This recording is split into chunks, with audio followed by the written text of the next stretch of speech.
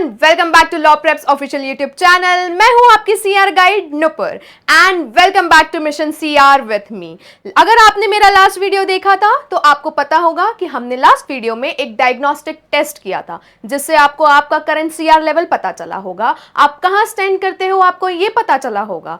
तो आज का वीडियो बहुत ही बेसिक, बहुत ही फाउंडेशनल वीडियो होने वाला है जिसमें हम समझेंगे कि सीआर एग्जैक्टली होता क्या है। सीआर एक लॉजिकल रीजनिंग का पार्ट होता है और क्या पार्ट होते हैं लॉजिकल रीजनिंग के। उसके बाद हम अप्रोच सीखेंगे कि सीआर के क्वेश्चंस को अप्रोच करने का सही तरीका क्या होता है। हम सिलेबस भी जानेंगे कि सीआर का सिलेबस क्या होता है। हम एक बेसिक स्ट्रक्चर के बारे में पढ़ेंगे कि एक पैसेज, सीआर के पैसेज को सॉल्व करने के लिए एक बेसिक स्ट्रक्चर क्या होता है। कुछ एग्जाम्पल्स देखेंगे एंड इफ यू वांट मैं आपके लिए कुछ प्रैक्टिस सेट्स भी प्रोवाइड करूंगी। So without any further delay let's move into the video.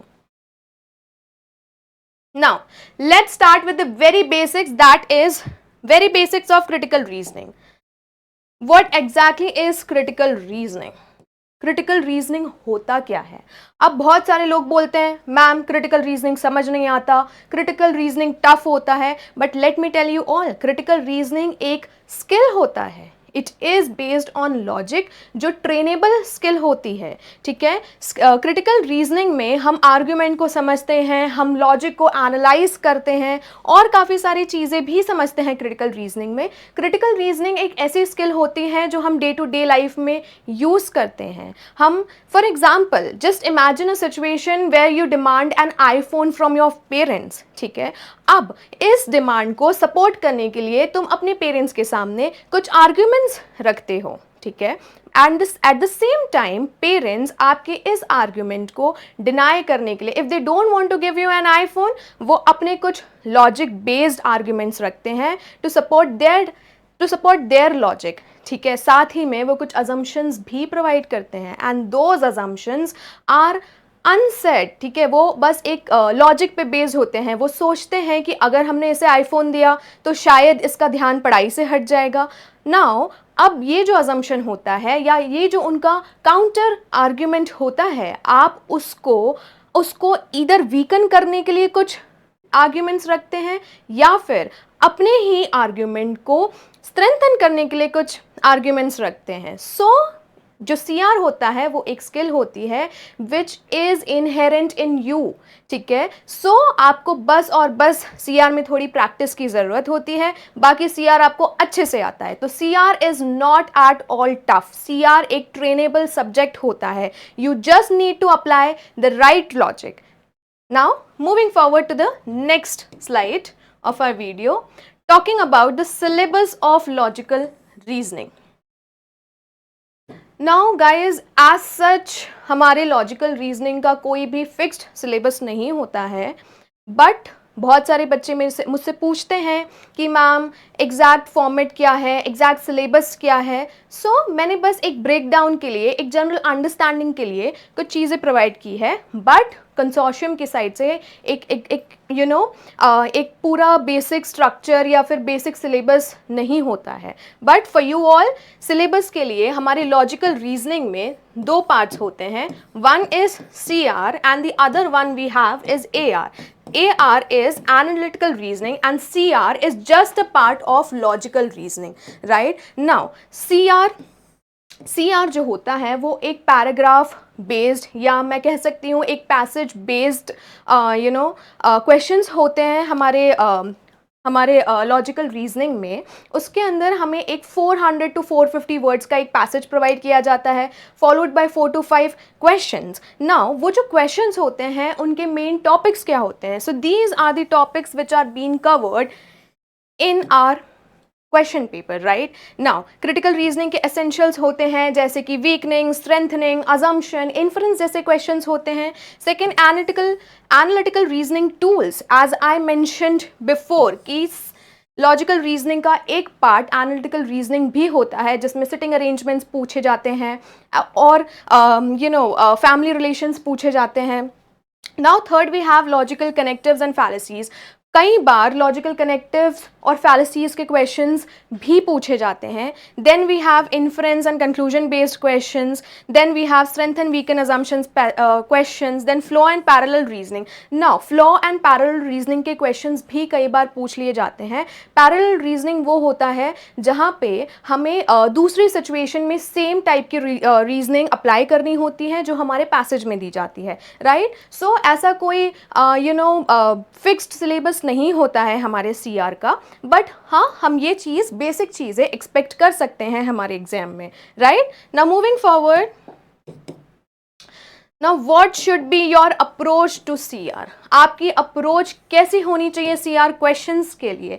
सबसे पहले एज यू ऑल नो कि कोई भी एक फिक्स स्ट्रैटेजी नहीं होती, ठीक है, लेकिन आपको फिगर आउट करना है खुद से कि आपके लिए कौन सी स्ट्रैटेजी वर्क करती है. मैं आपको 2 अल्टरनेटिव स्ट्रैटेजीज बताती हूँ पैसेज को रीड करने के लिए. सबसे पहले whenever you approach a passage of CR, what you can do is, सबसे पहले first strategy is either you can go to the questions, you firstly you just skim read the passage and then you go to the questions and then again come to the passage and read it more thoroughly. ठीक है, this is one thing.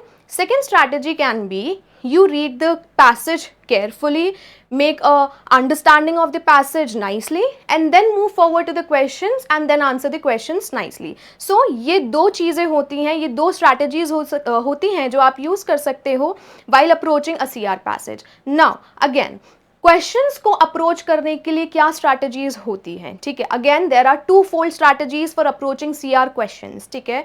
Either सबसे पहले आप question पढ़ोगे, question पढ़ने के बाद में आप उसका answer without even reading the options, आप पहले ही उसका आंसर माइंड में सोच लोगे and then you go back to the options and then you read the options and then figure out कि आपने जो आंसर सोचा था माइंड में उससे मैच करने वाला कोई ऑप्शन है या नहीं है. सेकेंड स्ट्रैटेजी या सेकेंड अप्रोच ये हो सकती है किसी भी क्वेश्चन को सॉल्व करने की कि आप सबसे पहले क्वेश्चन पढ़ें, क्वेश्चन के बाद सारे ऑप्शंस पढ़ें and then according to the passage आप धीरे धीरे हर एक क्वेश्चन को एलिमिनेट करते जाएं and then select the best possible answer according to the passage. So ये 2 स्ट्रैटेजी या कह सकते हैं अप्रोच होती है for CR passages. Now these are general approaches that I have mentioned while you solve a CR passage or CR questions. First is read the passage with purpose.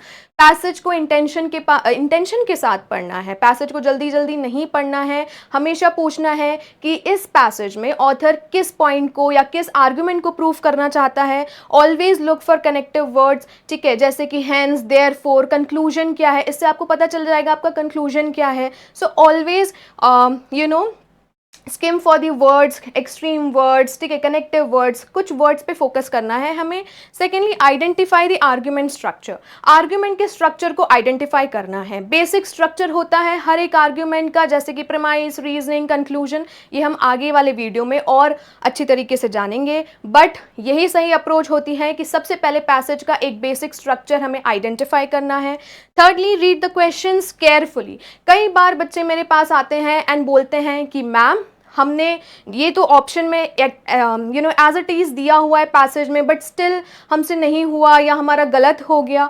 But आपको ये देखना है कि क्वेश्चन में क्या पूछा है, ना कि आप सिर्फ क्वेश्चन को बस पढ़ लेते हो, ऑप्शंस देख लेते हो और फिर पैसेज से कनेक्ट करने लगते हो. जो भी पैसेज में एक लाइन भी मेंशन होती है आपको लगता है यही सही ऑप्शन है, but this is wrong. Guys, आपको क्वेश्चंस को बहुत अच्छे से पढ़ना है, आपको देखना है कि क्वेश्चन में क्या पूछा है और ऑप्शन जो है वो उसको करेक्टली आंसर कर पा रहा है या नहीं. सो मेरी हमेशा यही टिप होती है स्टूडेंट्स के लिए कि always cater to the demands of the question, right. Now predict before looking at options. Again ये मैंने अभी ही कहा था कि पहले ही प्रिडिक्ट कर लो आंसर को बिना ऑप्शंस को देखे, ठीक है, तो इससे आपकी एक्यूरेसी बढ़ेगी. एलिमिनेट स्मार्टली, ठीक है, एलिमिनेट ऐसा नहीं कि बस ओवर थिंकिंग करके या गेस वर्क कर दिया. No, that is a wrong approach. आपको अगर एलिमिनेशन ट्रिक भी अपनानी है then also that you have to use it very smartly, very intelligently, right.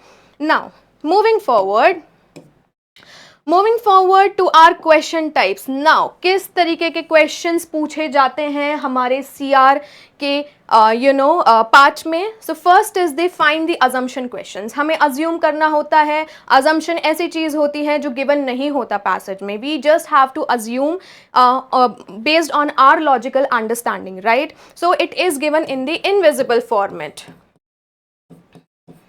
On the other hand अगर हम इन्फ्रेंस बेस्ड क्वेश्चंस की बात करें तो इन्फ्रेंस वो होता है जो क्लियरली विजिबल होता है पैसेज में, राइट. नाउ और कौन से क्वेश्चंस पूछे जाते हैं. We have strengthening the argument questions, we have weakening the argument questions, then बहुत बार पैराडॉक्स वाले क्वेश्चंस भी पूछे जाते हैं. कंक्लूजन निकालने वाले क्वेश्चंस पूछे जाते हैं. Then we have miscellaneous questions. Miscellaneous questions में कई बार बोल्ड फेस वाले क्वेश्चंस भी पूछ लिए जाते हैं.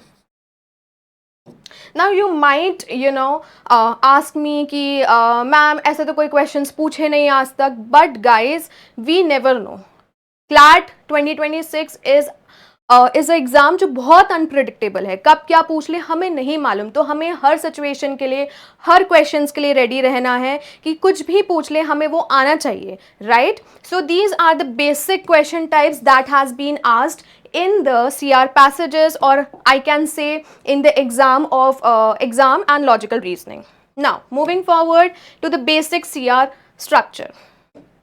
Now we are done with the theoretical part, we are done with the basics, we are done with the foundational part. Now moving forward to basic structure of a CR passage. अब मैं बताती हूँ कि एक basic structure क्या होता है CR passage का. कोई भी एक CR पैसेज है उसका हमेशा एक बेसिक स्ट्रक्चर होगा ही होगा. Always look for the premise, the reasoning and the conclusion in the passage, ठीक है. Now first of all premise क्या होता है. प्रीमाइस जो होता है वो फैक्ट्स होते हैं. वो किसी भी पैसेज का या किसी भी स्टोरी का बैकग्राउंड होता है, राइट. ठीक है. तो प्रीमाइस ऐसा आर्ग्यूमेंट होता है, ऐसे फैक्ट्स होते हैं जिसके ऊपर पूरा पैसेज की जो भी जो पूरा पैसेज है वो बेस होता है. So it is kind of a base for the whole argument, right. So first is premise. Second we have reasoning. अब रीजनिंग क्या होता है. रीजनिंग ऐसी चीज़ें होती हैं, या हम कह लें कि लॉजिकल अजम्पशन होता है रीजनिंग एक तरीके का.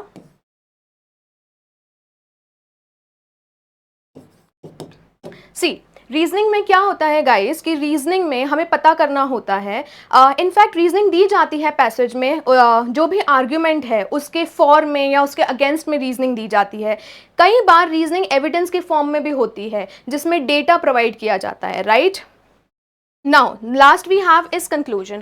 कंक्लूजन जरूरी नहीं है कि लास्ट में, पैसेज के लास्ट में ही दिया जाए. कंक्लूजन कहीं भी दिया जा सकता है. बस आपको कनेक्टिव वर्ड्स ढूंढने हैं, जैसे दस, हैंड्स, देयरफॉर, और भी कई सारे वर्ड्स हैं जिससे हमें कंक्लूजन का पता चलता है. इनफैक्ट कई बार पैसेज में ऐसे वर्ड्स नहीं दिए जाते. Then also what you can do is you can just paraphrase the whole passage in one line, and most of the time guys वही आपका कंक्लूजन होगा. So always remember my thing कि हमेशा आपको पैसेज को पैराफ्रेज करना है और आपका वही कंक्लूजन होगा. नाउ अब हमें एक एग्जाम्पल देखते हैं. Please try to solve this example and tell me the basic structure in this example, जिसमें आपको प्रीमाइस, रीजनिंग और कंक्लूजन बताने हैं. Now let me read it out for you all. People don't like to visit the Evergreen Wildlife Park in the rainy season. This year, the park authorities have reconstructed all the roads inside the park. Therefore, people will like to visit the Evergreen Wildlife Park in the rainy season. Now guys, इसमें बताओ premise क्या है, reasoning क्या है और conclusion क्या है.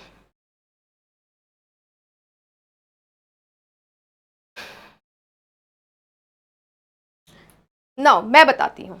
सी premise मैंने बोला था ऐसे फैक्ट्स या बैकग्राउंड इंफॉर्मेशन, राइट. यही मैंने बताया था आपको. अब इसमें लुक फॉर कि फैक्ट क्या हो सकते हैं. फैक्ट है people don't like to visit the evergreen wild life park in the rainy season.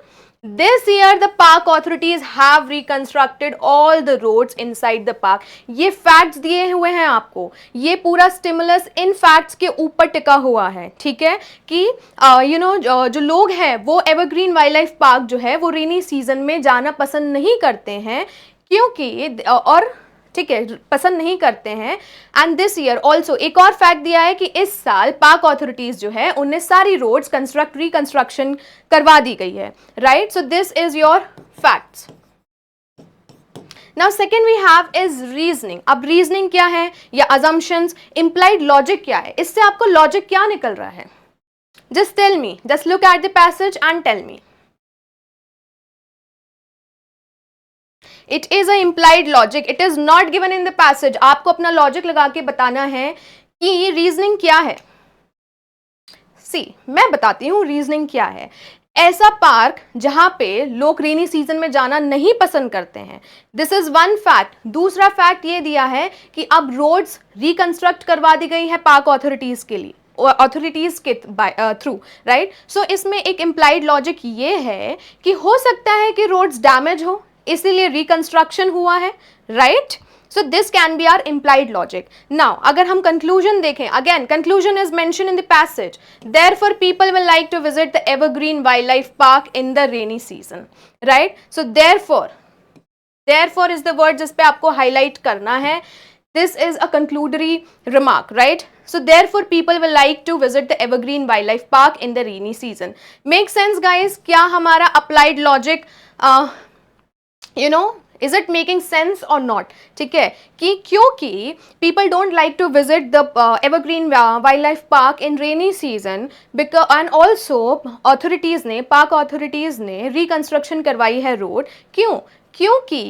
क्योंकि रोड्स जो थी वो गुड कंडीशन में नहीं थी, ठीक है। ये हमारा इम्प्लाइड लॉजिक था जिसने हमारे कंक्लूजन को भी सपोर्ट किया है कि उसके बाद में क्या होगा कि people will like to visit the evergreen wild life park in the rainy season. One more thing जो मैं हाईलाइट करना चाहती हूँ कि जो कंक्लूजन होता है it answers the what of the whole passage, ठीक है, और दी होल स्टिमुलस, ठीक है, व्हाट ऑफ, ठीक है। नाउ और जो रीजनिंग होता है that answers the why of the whole passage, ठीक है।